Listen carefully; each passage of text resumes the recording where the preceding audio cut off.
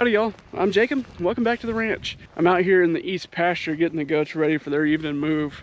And I wanted to put together just a little bit of a different video for y'all this week. I want to cover some of the questions I've been getting about the goats, the equipment we're using, and some of the methods we're using for moving them through the pasture. And I also want to update y'all on the work we did last weekend to finish processing one of the calves that escaped from the working pen when we were working the calves a couple weeks ago. So, let's get into it.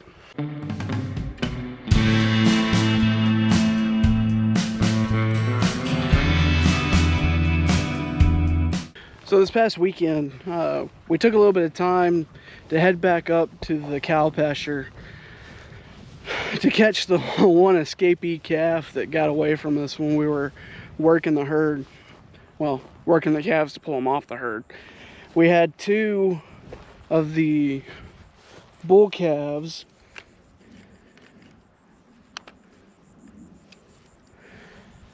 that we were trying to castrate. We got one of them, but the other one decided he didn't want to have any of it, so he busted through the pen and took off, and there was no catching him at that point. But we were able to take a little bit of time to round up the herd and pull that one calf off and get him worked.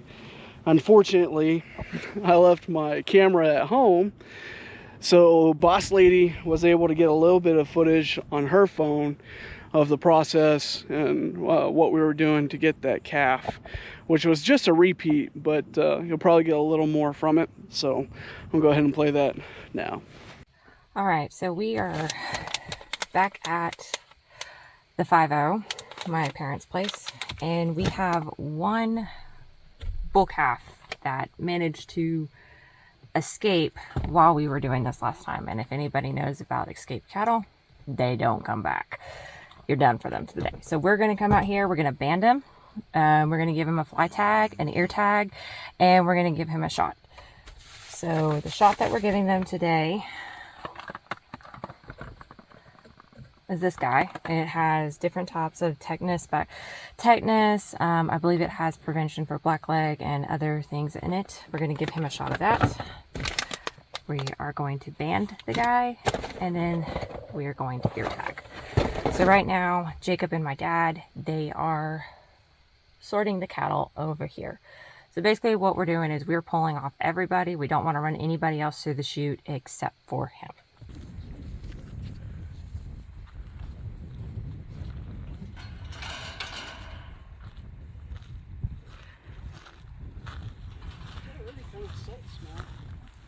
I don't remember what the last thing we worked in there was.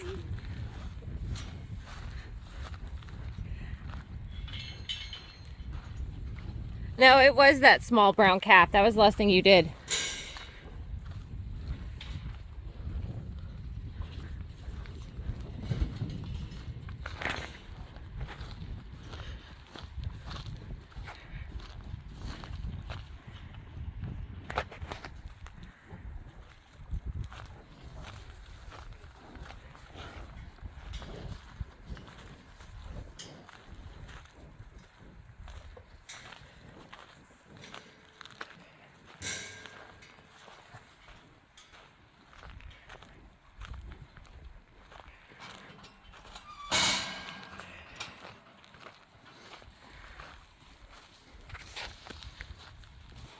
At least it's not hot. Absolutely not.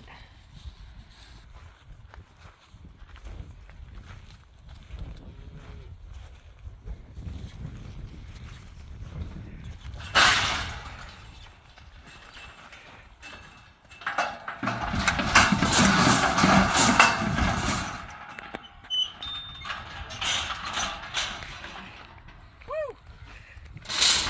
Easy, buddy. That's fun.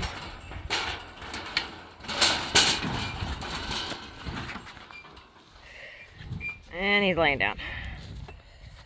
He's almost too big for this. Oh. Got a set of jewels on him, does he? Please don't poop on me. Oh, he's gonna poop on you.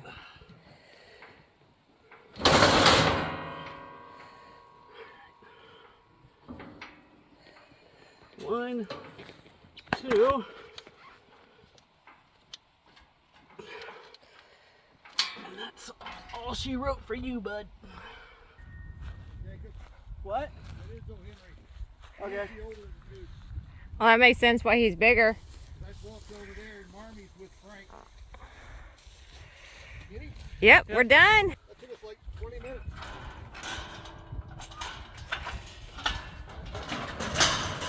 What's the school coming to?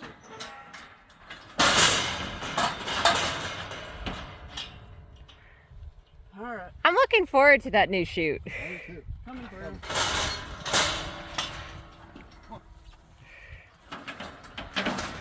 Done. You were actually pretty good, buddy. You don't like your jewelry? Nope. He goes to.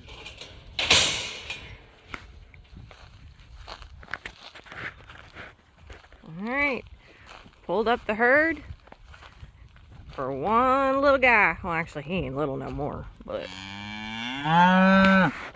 tell us how you really feel. It's hot, right, Benji? Yeah, so Frank's over there with Marmy. This was headed towards Sweet, right? Hey, Blackie.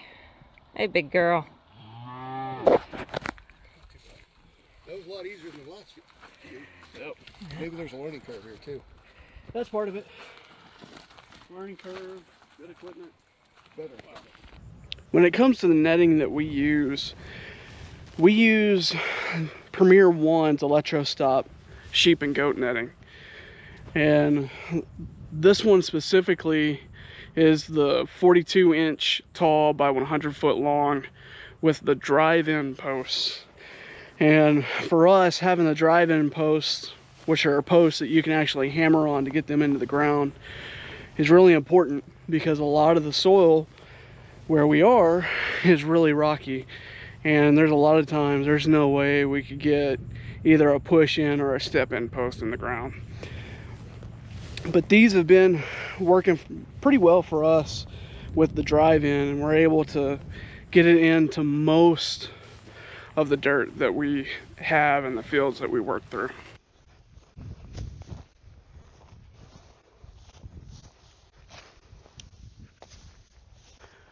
With the 100-foot sections of these fence, the way that we're able to set up the paddocks is we do a 100-foot by 200-foot long rotational paddock.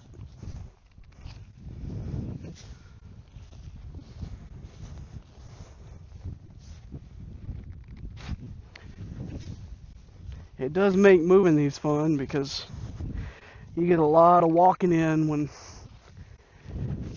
you're moving these sections one section at a time.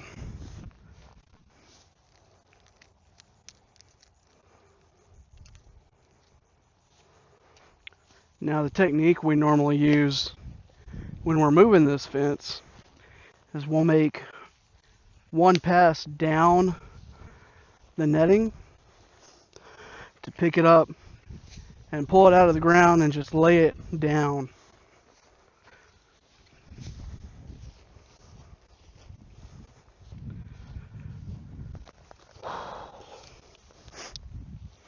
After we've made the initial pass to lay the fence down flat on the ground, then we come back and pick up the fence at each post. And these posts are about 12 feet apart. So as you go, and the fence folds in on itself, you'll end up with about a 6-foot section of folded fence.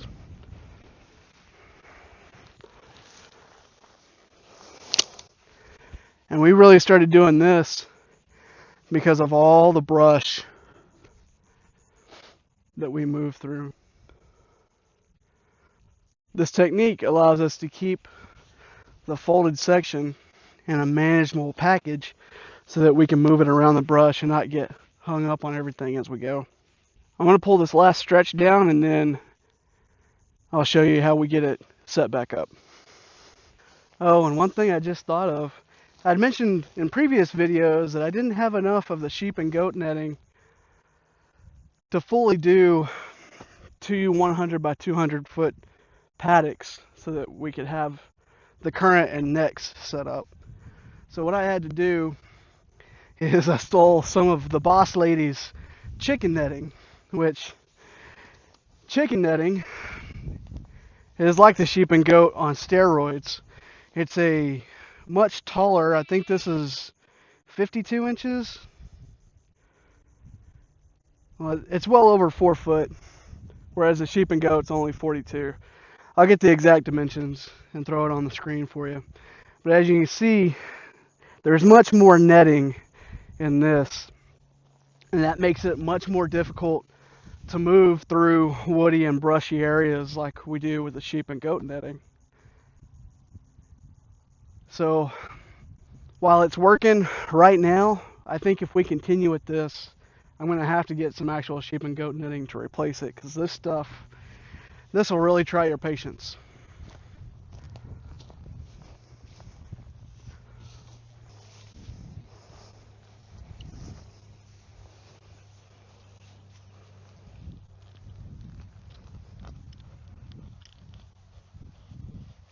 Oh, I got lucky on that one.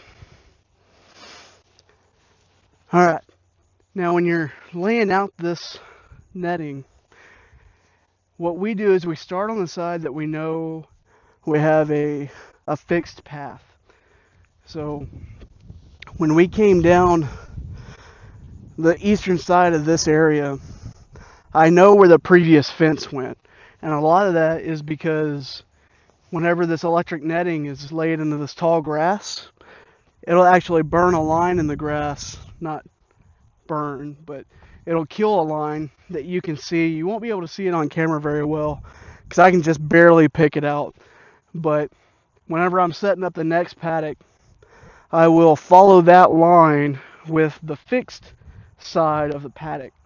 And that way I'm laying out a relatively straight section in a good area that I'll base the other side on.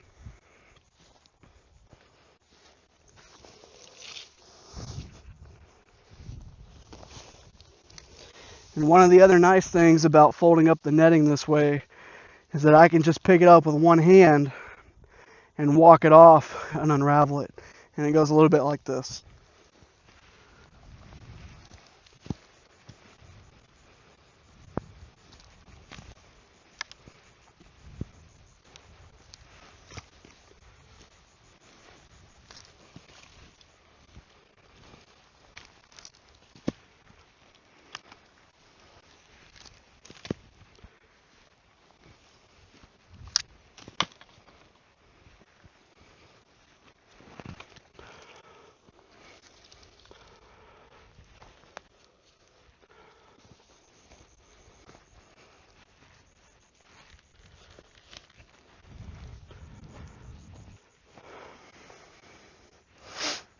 Once I get to the end of one 100-foot section, I start the next one, tie the two posts together, and then I can start stepping off the next 100 feet. As long as I keep my hands out of the cactus. It's probably really obvious from y'all's perspective that that is not a straight line. So because of this wooded area that we pushed all the brush and cactus into, we had to curve around when we initially brought the goats through. So at least for this little section, it's definitely not going to be straight or square. Alright, so now that we've got this line established, we can go ahead and start putting these posts in, and then we're going to set the next corner in order to square it up to get it relatively close, and then we'll put the other posts in. So I'll show you that part next.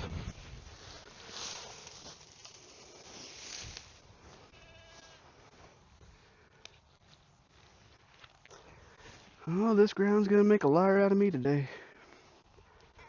As you can kind of tell, I don't exactly have a straight path, so just gonna have to make do. It's more of a art than a science anyway.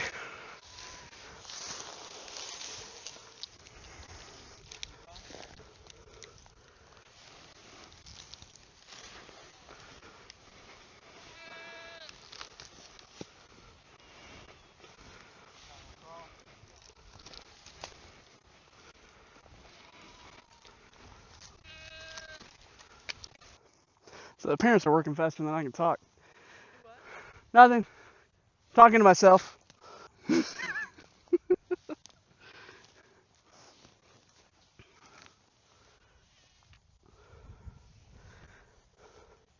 So this is the far end of the corner that we started off on initially. So when we're setting this paddock up, we start with the given line that we can set up to base everything else off of. So when we set this corner, we left these two lines loose and laying on the ground so that we can maneuver it so that they came together. Then once this corner was set, you can go back and drive the rest of the lines. Now to move the goats. Then once the paddock's set up, let's do my favorite part. Matt!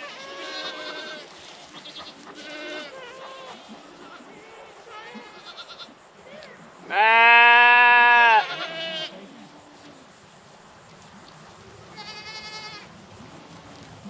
Matt! Matt!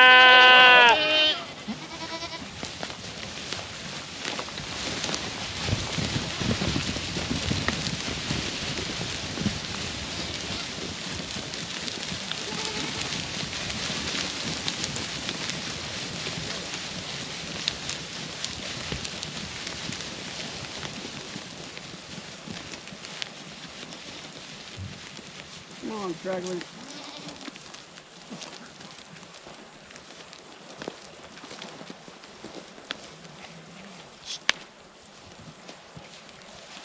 Go. Come on. Come on.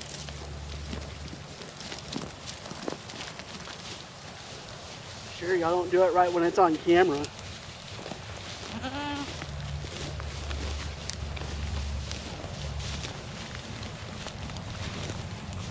Well, my camera battery decided it wanted to give up. So I didn't get a shot of moving the trailer, but y'all have seen that on video before. The big thing is, once we have the new paddock set up, we pull down the back fence, let the herd through, and then close it back up so we can bring... Daisy, I'm talking. Where was I? So yeah, we put the back fence back up so that we can bring the tractor into the old paddock and then bring it through so that we've always got some type of perimeter isolation to bring the tractor in and out. And we use the back fence of the new paddock to make sure none of the animals get in and out. And one last question that I know a couple people were wondering about is feeding Daisy. Here in the evenings, either when we're coming out and checking on the herd or at the end of the move, we pin her up in the trailer and feed her in the trailer. That way she doesn't have to fight off the goats for her food and she can eat in peace. We've tried a couple different options for leaving food out continuously for her, but the goats always seem to outsmart us and get into whatever contraption we put together. Well, y'all, it's getting late. And I think those are most of the questions I had on my list to cover. If y'all have any other questions about how we move the goats and the sheep and how we handle everybody, leave them down below and I'll get to them as quickly as I can. Thank y'all for coming along again, and we hope to see you next time. Wag Ranch. Oh, hey bar goat. Hey bar goat. How you doing? Oh, I see how it is. Don't have any treats. No respect.